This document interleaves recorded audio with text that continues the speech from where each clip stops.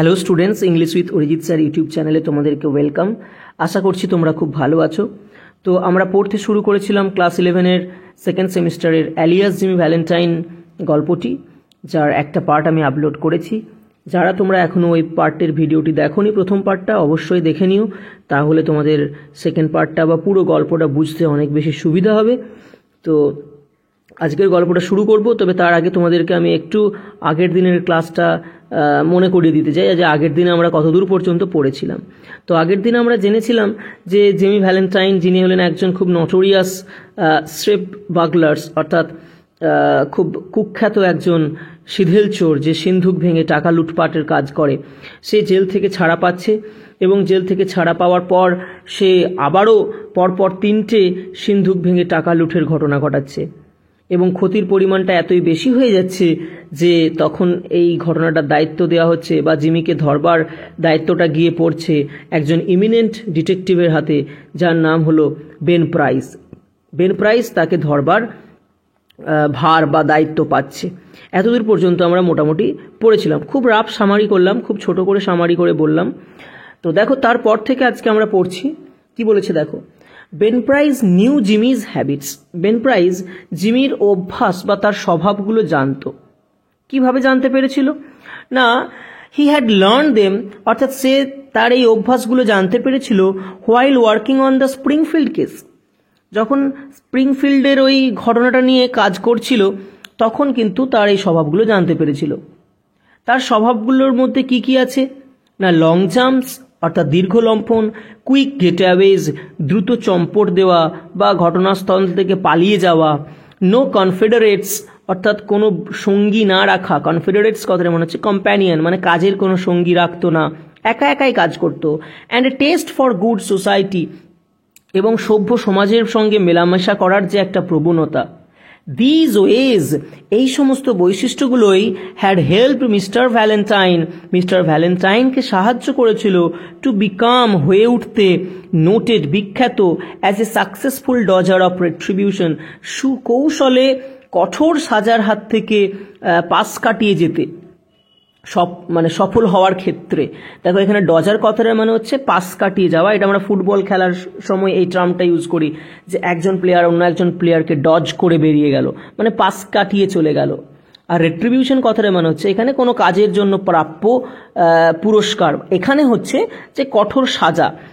জিমির এই সমস্ত বৈশিষ্ট্যগুলো থাকার দরুনই সে কিন্তু কঠোর সাজার হাত থেকে রেহাই পেয়ে যেত এবং সে এই বিষয়ে বেশ সফল হয়েছিল। বোঝা গেল? তারপরে কি বলেছে দেখো, it was given out that, অর্থাৎ এমনটা জানাজানি হয়ে গেল যে Ben Price had taken up the trail of the elusive cracksman, যে বেন প্রাইস দায়িত্ব পেয়েছেন ওই ইলিউসিভ ক্র্যাক্সম্যানটিকে ধরবার। ইলিউসিভ কথাটার মানে হচ্ছে ছলনাময় বা অধরা, বা যিনি চোখে ধুলো দিতে পারেন। আর ক্র্যাক্সম্যান মানে হচ্ছে সিধেল চোর। তাহলে বেন প্রাইস দায়িত্ব পেয়েছেন ওই ছলনাকারী সিধেল চোরটিকে ধরবার, অর্থাৎ আমাদের জিমি ভ্যালেন্টাইনকে ধরার দায়িত্ব পেয়েছে বেন প্রাইস। এই ঘটনাটা চারিদিকে রটে গেল, বা এই কথাটা। And other people with burglar proof safes felt more at ease, এবং অন্যান্য লোকেরা যাদের কিনা সিধেল চোর নিরোধক সিন্ধুক ছিল, তারা আরও বেশি স্বস্তি বোধ করল। কারণ জিমির কাছে কোনো কিছুই অসম্ভব নয়, কোনো সিন্ধুক ভাঙাই জিমির কাছে অসম্ভব কাজ নয়। তার কাছে এমনই উন্নত মানের সব টুলস রয়েছে, সে যে কোনো সিন্ধুককেই কিন্তু অনায়াসে কেটে ফেলতে পারে এবং লুট করতে পারে। সেজন্য যাদের ব্রাগলার প্রুফ শেপস রয়েছে তারাও কিন্তু আরও একটু বেশি স্বস্তি বোধ করলো এই খবরটা পেয়ে। তারপরে কি বলেছে, ওয়ান আফটারনুন, একদিন বিকালে, Jimmy Valentine and his suitcase, Jimmy Valentine তার সুটকেস নিয়ে climbed out of the mail hack, একটা ঘোড়ায় টানা ডাকগাড়ি থেকে নেমে পড়ল ইন এলমোর, এলমোর নামক একটা ছোট্ট শহরে। A little town 5 miles of the railroad down in the blackjack country of Arkansas, মানে রেল স্টেশন থেকে ভিতরে 5 মাইল দূরে তাসের জুয়ারিদের দেশ আরকানসাস প্রদেশের একটা ছোট্ট শহরে, যে শহরটার নাম হলো এলমোর। খুব ভালো করে মনে রাখবে কোন শহরে জিমি এলো, না এলমোর শহরে, যেটা রেল স্টেশন থেকে 5 মাইল দূরে একটা তাসের জুয়ারিদের দেশ আরকানসাস প্রদেশে অবস্থিত। এবার আরকানসাস প্রদেশকে কেন তাসের জুয়ারিদের দেশ বলা হচ্ছে? কারণ এই যে ব্ল্যাকজ্যাক বা ব্ল্যাকজ্যাক কান্ট্রি কেন বলা হচ্ছে? ব্ল্যাকজ্যাক হলো এক প্রকারের কার্ড গেম, তাসের খেলা। তো এই আরকান প্রদেশে কিন্তু এই খেলাটার যেহেতু প্রচলন রয়েছে, সেজন্য আরকানসাসকে বলা হয় ব্ল্যাকজ্যাক কান্ট্রি। এছাড়াও আরও একটা কারণ রয়েছে ব্ল্যাকজ্যাক কান্ট্রি বলার, না এখানকার মাটি হচ্ছে খুবই অনুর্বর, যে কারণে সেখানকার ফার্মার্সদের পক্ষে এখানে সেটেল ডাউন করার খুবই কঠিন। ঠিক আছে, মাটিটা যেহেতু উর্বর নয়, সেজন্য এখানকার ফার্মার্সরা এখানেতে ঠিকঠাকভাবে বসবাস করতে পারেন না। এই কারণেও একে ব্ল্যাকজ্যাক কান্ট্রি বলা হয়। তো যাই হোক, দেখো তারপরে কি বলেছে। Jimmy looking like an athletic young senior just home from college. Jimmy যাকে দেখাচ্ছিল কলেজ থেকে সদ্য বাড়ি ফিরেছে এমন একজন তরুণ ক্রীড়াবিদের মতো। জিমির ড্রেসখানা দেখে মনে হচ্ছে সে সদ্য কলেজ থেকে ফিরেছে এমন একজন ইয়াং অ্যাথলেটিক সিনিয়র, একজন তরুণ অ্যাথলেটিক বা ক্রীড়াবিদের মতো। Went down the board side walk toward the hotel. Went down, এখানে বোর্ড কথাটার মানে হচ্ছে মানে পাশে অবস্থিত একটা সাইড ওয়াক, অর্থাৎ ফুটপাথ যেটাকে আমরা বলি। তাহলে একটা পাশের একটা ফুটপাথ ধরে একটা হোটেলের দিকে সে এগিয়ে গেল, কিন্তু বা ফুটপাথের এক পাশ ধরে সে একটা হোটেলের দিকে এগিয়ে গেল। আ young lady cross the street. একজন তরুণী যুবতী রাস্তাটা ক্রস করলো, অর্থাৎ পারাপার করলেন। Passed him at the corner. ওই মহিলা জিমির পাশ দিকে পেরিয়ে গেলেন রাস্তার একটা কর্নার, অর্থাৎ কোণে বা কোনো একটা মোড়েতে। ওই লেডিটি আমাদের জিমি ভ্যালেন্টাইনের কিন্তু পাশ দিয়ে পেরিয়ে গেলেন। অ্যান্ড এন্টার্ড আ ডোর, এবং তিনি একটা দরজার মধ্য দিয়ে একটা বিল্ডিংয়ে প্রবেশ করলেন। Which was the sign, over which was the sign, যে দরজাটার ওপরে একটা সাইনবোর্ড লাগানো ছিল, তাতে লেখা ছিল দ্য এলমোর ব্যাংক। মনে রাখবে যে দরজার উপরে সাইনবোর্ডে কি লেখা ছিল? The এলমোর bank. Jimmy Valentine looked into her eyes. Jimmy Valentine ওই যুবতীটির চোখের দিকে তাকালেন। ফরগট হোয়াট হি ওয়াজ, এবং তাকানো মাত্রই তিনি ভুলে গেলেন যে তিনি আসলে কে ছিলেন, অর্থাৎ তিনি তার নিজের মানে পাস্ট আইডেন্টিটিটাই ভুলে গেলেন। অ্যান্ড বিকেম অ্যানাদার ম্যান, এবং তিনি অন্য একজন মানুষে রূপান্তরিত হয়ে গেলেন। এই গল্পটা আর তোমাদেরকে বলা হয়নি, এই গল্পের আর একটা টাইটেল হচ্ছে আ রিট্রাইভড রিফরমেশন, অর্থাৎ to change into a completely different human beings, মানে পুরোপুরি একজন অন্য মানুষে পরিণত হওয়া। আমরা দেখতে পাবো যে জিমি একটা সময় একজন নটোরিয়াস ক্র্যাক্সম্যান ছিল, সেফ ব্রাগলার্স ছিল, সেই জিমি কিভাবে তার মধ্যে একটা রিফরমেশন আসছে, তার মধ্যে একটা পরিবর্তন, একটা সংস্কার কাজ করছে। সে কিভাবে ভালোবাসার দ্বারা আক্রান্ত হয়ে বা প্রেমের মধ্যে পড়ে গিয়ে সে পুরোপুরি বদলে যাচ্ছে, পাল্টে যাচ্ছে, যা কিন্তু তাকে ওই এতবার প্রিজনে গিয়েও, এতবার জেলে যাওয়ার পরেও যে সংশোধন জিমির মধ্যে আসেনি, সেই সংশোধন, সেই পরিবর্তন কিন্তু আমরা দেখতে পাবো জিমির মধ্যে আসবে। কখন না, যখন তিনি একটি মেয়ের প্রেমে পড়বেন। তো সেই জন্যই এই গল্পের আর একটা নাম হলো রিট্রিভড রিফরমেশন, এটাও মনে রাখবে। তাহলে আমরা কি পড়লাম যে জিমি ভ্যালেন্টাইন লুকড ইনটু হার আইজ, জিমি ভ্যালেন্টাইন তার চোখের দিকে তাকালেন। ফরগট হোয়াট হি ওয়াজ, তিনি ভুলে গেলেন যে তিনি কি ছিলেন। অ্যান্ড বিকেম অ্যানাদার ম্যান, তিনি একজন অন্য মানুষে পরিণত হলেন। She lowered her eyes and coloured slightly. Jimmy যখন ওই মেয়েটির চোখের দিকে তাকালো, তখন সেই মেয়েটি তার চোখ নামিয়ে নিল এবং লজ্জায় তার গালগুলো একটু লাল হয়ে গেল, রাঙা হয়ে গেল। Young men of Jimmy style and looks way skirts in Elmore. বলছে young men of Jimmy style, জিমির মতো এরকম স্টাইল জানা এবং এরকম দেখতে ইয়াং মেন অর্থাৎ তরুণ যুবক কিন্তু এলমোর শহরে খুব কমই ছিল। এত সুন্দর স্টাইল জানা এবং এত হ্যান্ডসাম দেখতে ইয়াং মেন এলমোর শহরে খুবই স্কার্টস অর্থাৎ খুবই কম ছিল।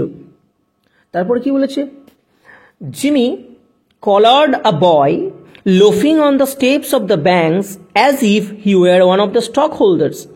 জিমি একটি ছেলেকে পাকড়াও করলো, যে ছেলেটি কিনা ব্যাংকের সিঁড়ির মধ্যে মানে উদ্দেশ্যহীনভাবে ঘোরাঘুরি করছিল। তাকে জিমি ধরল এবং সেই ছেলেটিকে দেখে মনে হচ্ছিল কি না one of the stock holders, সেও যেন এই ব্যাংকেরই একজন অংশীদার। And began to ask him questions about the town, এবং জিমি তাকে এই শহর সম্পর্কে প্রশ্ন জিজ্ঞাসা করতে শুরু করলো। ফিডিং হিম ডাইমস অ্যাট ইন্টারভালস, এবং সেই প্রশ্ন করার ফাঁকে ফাঁকে তাকে কিন্তু ডাইমস দিচ্ছিল, অর্থাৎ কিছু খুচরো পয়সা বা 10 সেন্টের পরিমাণের পয়সা তার হাতে হাতে দিচ্ছিল। তা না হলে সে তো শুধু শুধু ইনফরমেশনগুলো জিমিকে দেবে না, সেজন্য এক প্রকারের ঘুষ দিচ্ছিল আমরা বলতে পারি। By and by the young lady came out, কিছুক্ষণ পর সেই তরুণীটি যে ব্যাংক থেকে বেরিয়ে এলেন। Looking royally unconscious of the young man with the suitcase and went her way, এবং সুটকের সাথে সেই যুবকটিকে রাজকীয় উপেক্ষা প্রদর্শন করে নিজের গন্তব্যের দিকে রওনা দিল। ঠিক আছে, তারপরে কি বলেছে, isn't that young lady Polly Simpson, asked Jimmy. Jimmy ওই ছেলেটিকে জিজ্ঞেস করলো যে এই যুবতীটি পলি সিমসন তাই না? উইথ স্পেশিয়াস গাইল, অর্থাৎ নিপুণ ছলনা ভরা কায়দায়। মানে এটা হচ্ছে জিমির এক প্রকারের ট্রিক বা এক রকমের কায়দা।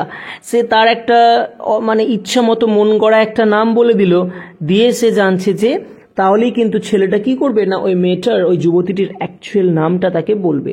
সেজন্যই বলছে উইথ স্পেশিয়াস গাইল, সে কিন্তু মানে একটা ছলনা ভরা, নিপুণ ছলনা ভরা কায়দায় জিজ্ঞেস করলো যে ওই ভদ্রমহিলা পলি সিমসন তাই না? নো সেড দ্য বয়, ছেলেটি বলল না না, সি ইজ অ্যানাবেল অ্যাডামস, উনি তো হলেন অ্যানাবেল অ্যাডামস। হার পা ওনস দিস ব্যাংক, তার বাবাই তো হলেন এই ব্যাংকের মালিক। Why had you come to Elmore for, তুমি কি জন্য এলমোরে এসেছো? Is that a gold watch chain, আচ্ছা তোমার এই ঘড়ির চেনটা কি সোনার? I am going to get a bulldog, আমি তো একটা বুলডগ কিনতে চাই, বা আমার একটা বুলডগ কেনার শখ রয়েছে। গট এনি মোর ডাইমস, আর কি কিছু তোমার কাছে খুচরো পয়সা আছে নাকি, বা তোমার কাছে কি আর ডাইমস আছে, 10 সেন্টের পয়সা আছে? তার মানে ছেলেটা কিন্তু দেখো এবারে ধীরে ধীরে লোভী হয়ে উঠছে। তার চোখ পড়েছে কিন্তু ওই জিমির গোল্ড ওয়াচ চেনের দিকে। Jimmy went to the planters hotel, registers as Ralph dispenser and engaged A room. Jimmy চলে গেল প্ল্যান্টার্স হোটেলে, সেখানে গিয়ে নিজের নাম সে নথিভুক্ত করলো র্যালফ ডিসপেন্সার নামে, এবং একটা রুম সে দখল করলো বা একটা রুম সে ভাড়া নিল। তাহলে এখানে মনে রাখতে হবে যে জিমি কোন হোটেলে গেল, প্ল্যান্টার্স হোটেলে। সেখানে গিয়ে তার নাম সে কি হিসেবে নথিভুক্ত করালো না র্যালফ ডিসপেন্সার নামে। তাহলে জিমির এখন নতুন নাম হলো Ralph D Spencer. He leaned on the desk and declared his platform to the clerk, সে কি করলো না ডেস্কের ওপরে ঝুঁকে ওই যে ক্লার্ক বা কেরানিটি ছিল তার কাছে তার এই শহরে আসার যে উদ্দেশ্য সেটা ঘোষণা করলো। যে ডিক্লেয়ার হিজ প্ল্যাটফর্ম, এখানে প্ল্যাটফর্ম মানে হচ্ছে তার কি পরিকল্পনা আর কি, হিজ প্ল্যান, সেটা ও ক্লার্কের কাছে ঘোষণা করলো বা ক্লার্কটিকে বলল। He said he had come to Elmore to look for a location to go into business.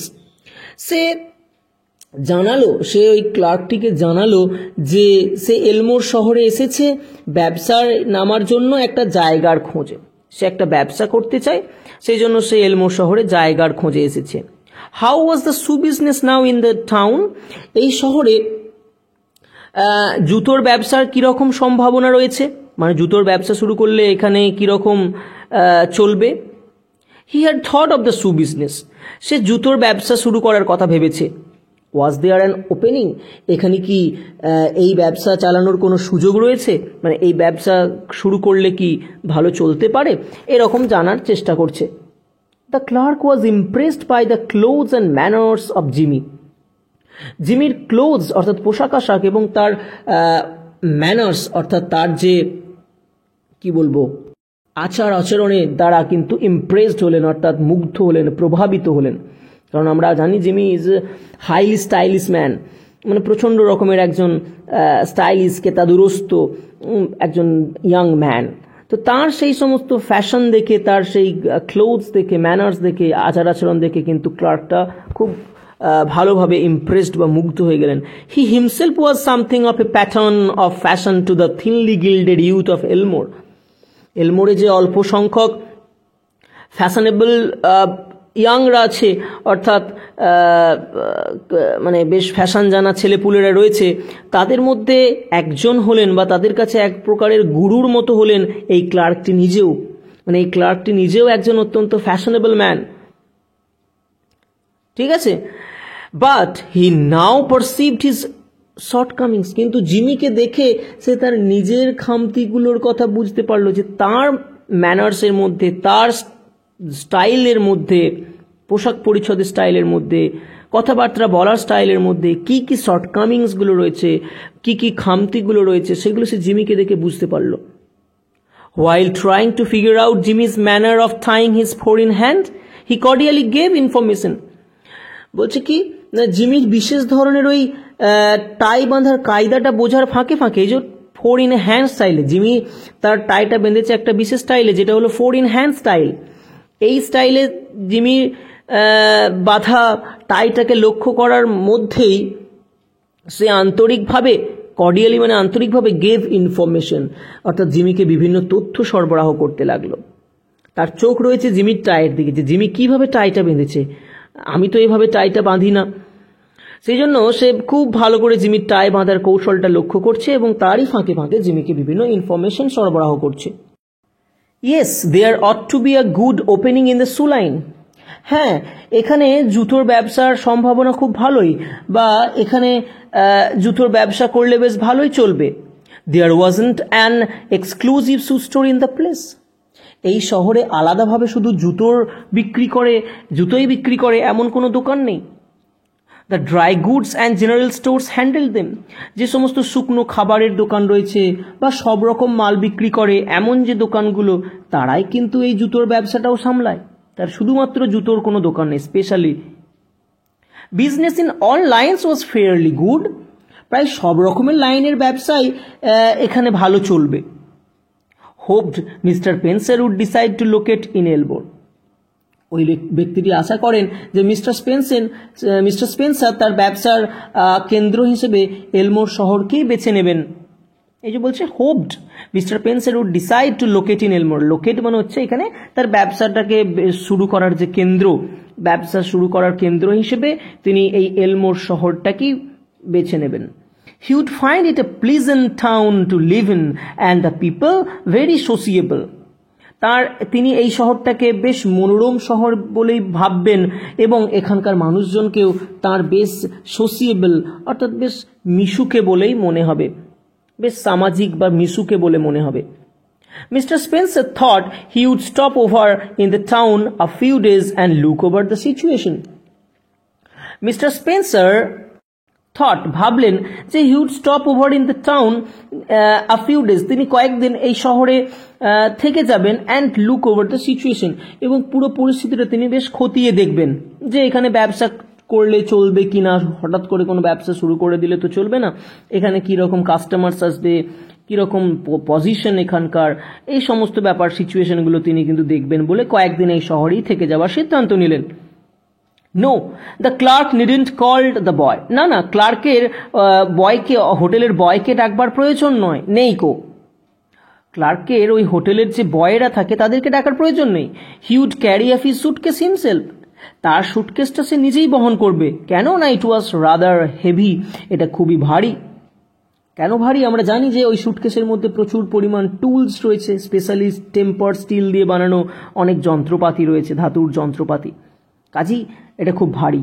R Jimmy চায়ও না যে তার সুটকেসটা অন্য কেউ হাতে নিক আর কি, তাহলে একটা সন্দেহ তৈরি হবে যে কেন এই সুটকেসটা এত ভারী। সেই জন্যই সে চাইছে না যে কোনো বয় এসে তার সুটকেসটা ক্যারি করুক। Mister Ralph Spencer, the Phoenix that arose from Jimmy Valentine's ashes left by the flame of a sudden and alternative attack of love, remained in Elmore and prospered. Mister Spencer, যে কিনা Jimmy ভ্যালেন্টাইনের ছাই থেকে উঠে আসা একটা Phoenix পাখির মতো।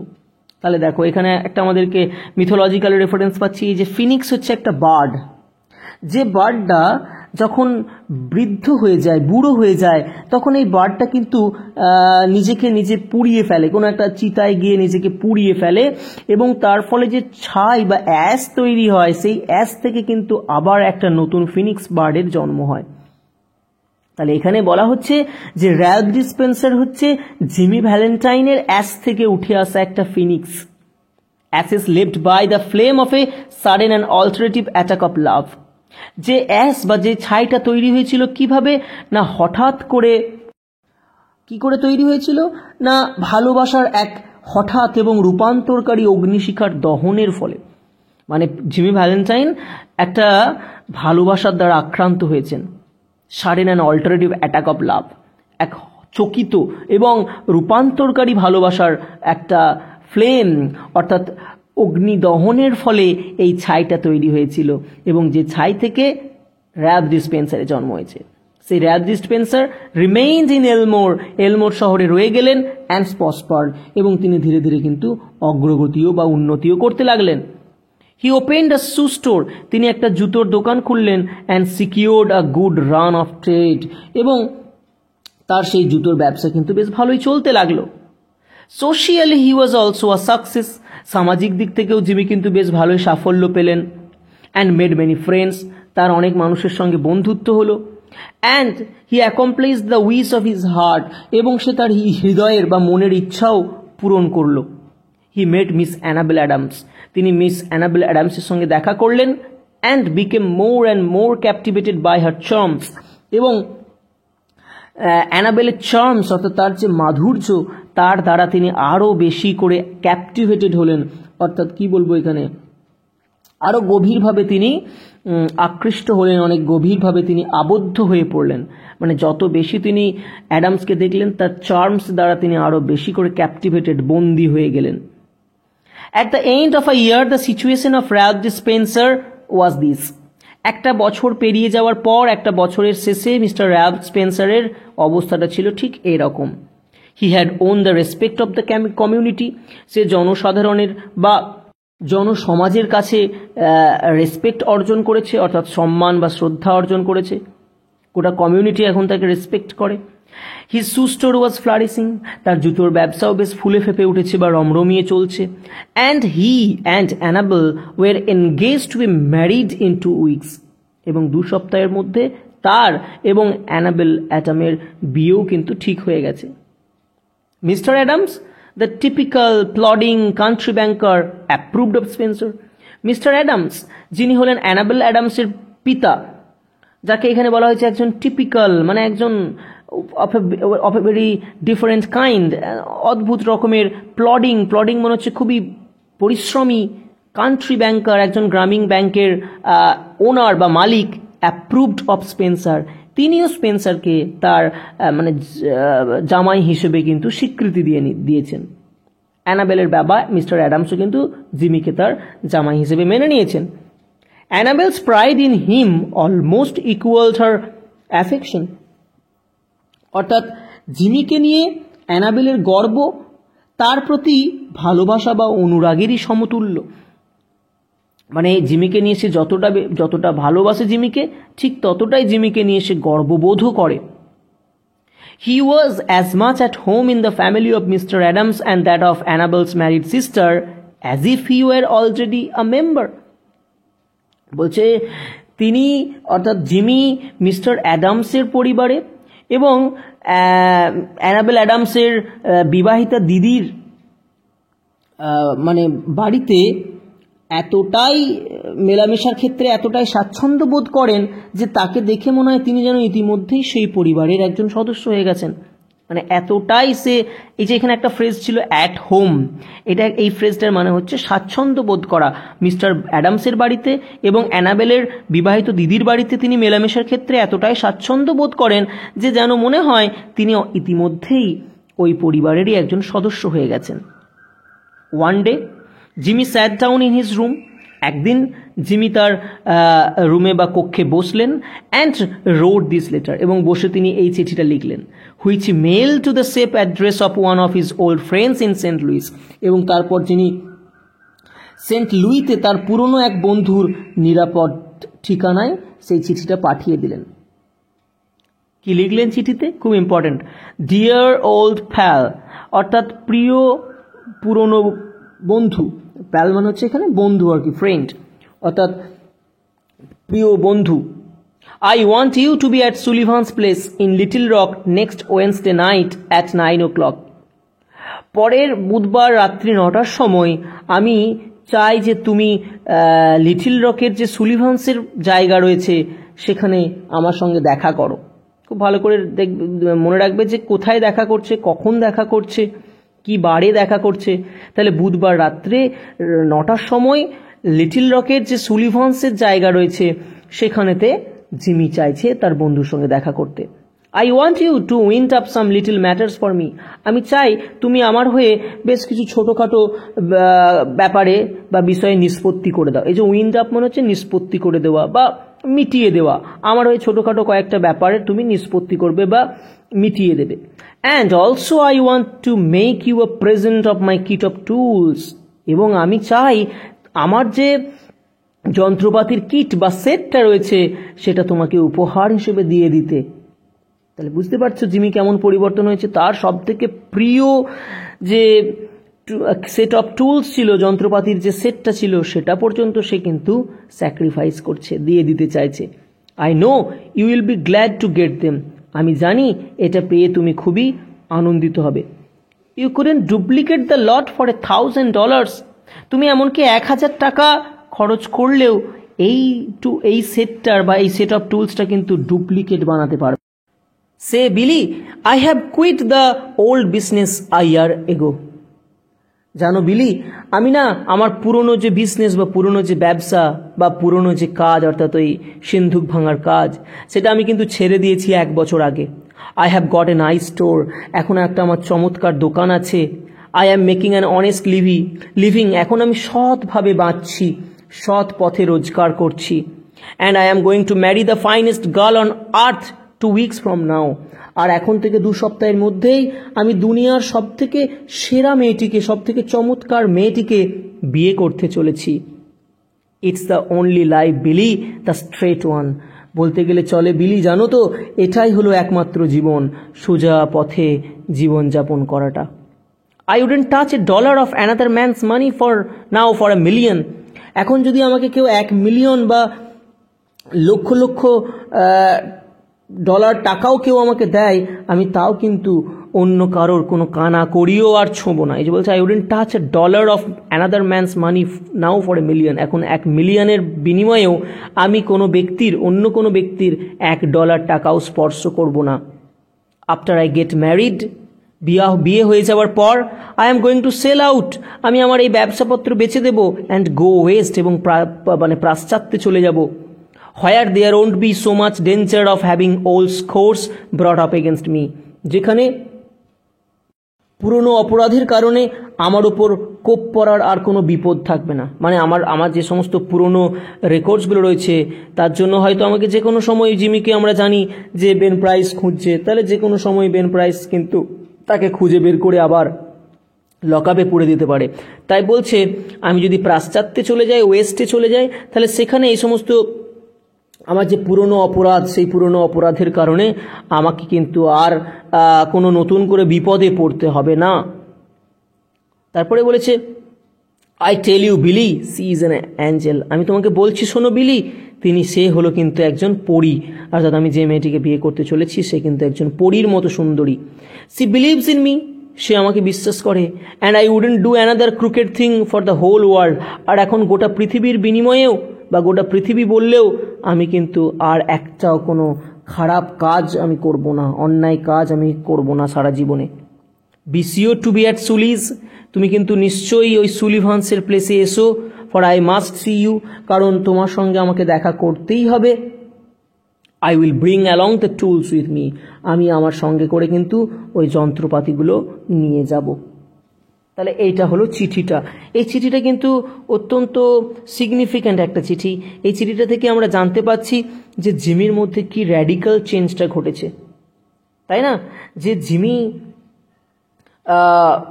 একটা সময় কীরকম ছিল আমরা জানি, যে একটা সময় সে ছিল একজন নটোরিয়াস নটোরিয়াস সেফ ব্রাগলার, সেই জিমি কিন্তু প্রেমে পড়ে গিয়ে, ভালোবাসায় আবদ্ধ হয়ে গিয়ে সে কিন্তু এখন তার পুরনো ধান্দা ছেড়ে দিয়েছে। তার মধ্যে একটা রিফর্মেশন কাজ করছে, তার মধ্যে একটা পরিবর্তন, র্যাডিক্যাল চেঞ্জ কাজ করছে। ইয়োর ওল্ড ফ্রেন্ড জিমি, এই কথাটা সে লিখল চিঠিতে। On the Monday night after Jimmy wrote this letter, Ben Price jogged unobtrusively into Elmore in a livery buggy. On the Monday night, অর্থাৎ সোমবার রাত্রে, after Jimmy wrote this letter, Jimmy এই চিঠিটি লেখার পর, Ben price jogged unobtrusively. Ben price unobtrusively কথাটা মনে হচ্ছে সকলের নজর এড়িয়ে বা অলক্ষ্যে। তাহলে জগড মানে হচ্ছে খুব ধীরে সুস্থে আর কি এসে পৌঁছালো সকলের অলক্ষ্যে, ইন্টু এলমোর শহরে, ইন এ লিভারি বাগি, একটা ঘোড়ায় টানা গাড়ি করে এলমোর শহরে এসে নামলেন। হি লাউঞ্জড অ্যাবাউট টাউন, লাউঞ্জড অ্যাবাউট কথাটা মনে হচ্ছে খুব অলসভাবে ঘোরাঘুরি করা, ধীরে সুস্থে ঘোরাঘুরি করা। তাহলে তিনি গোটা শহর জুড়ে খুব ধীরে সুস্থে ঘোরাঘুরি করলেন। In his quiet ways until he